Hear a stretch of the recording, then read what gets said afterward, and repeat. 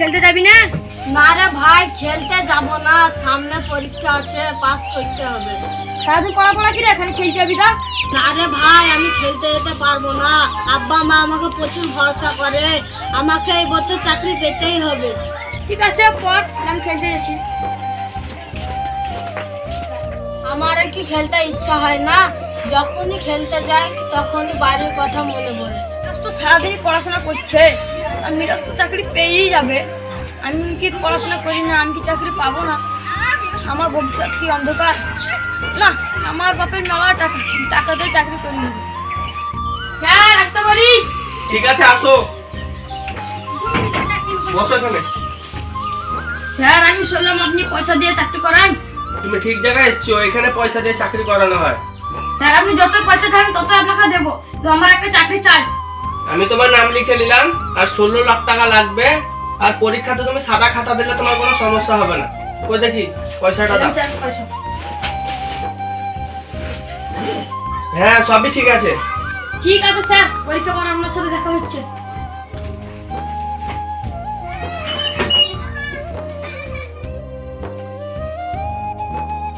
আব্বা আমি চাকরি পেয়ে যাচ্ছি, এই দেখো জয়েনিং লেটার। হ্যাঁ বেটা, আমি জানতাম তুমি পারবে আমাদের পরিবারের মুখ উজ্জ্বল করতে। বেটা ঘরের ভিতরে খাবার রাখা আছে, খাও গা। ঠিক আছে আব্বা, আমি যাচ্ছি।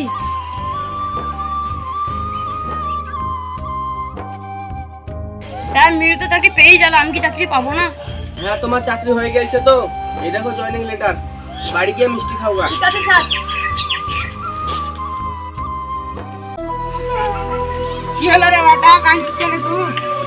আব্বা আমি যে চাকরিটা পেয়েছিলাম ওই চাকরি তো চলে যাইছে। বেটা তুই দুঃখ করিস না, তোর চাকরি আবার হবে, তোর পেছনে আমি আছি। কি রে ভাই, কি শুনলাম সরকারি তো সব চাকরি বাদ করে দিয়েছে? হ্যাঁ রে ভাই, তুই ঠিক শুনেছিস, যত চাকরি ছিল সরকার সব বাদ দিন দিয়েছে।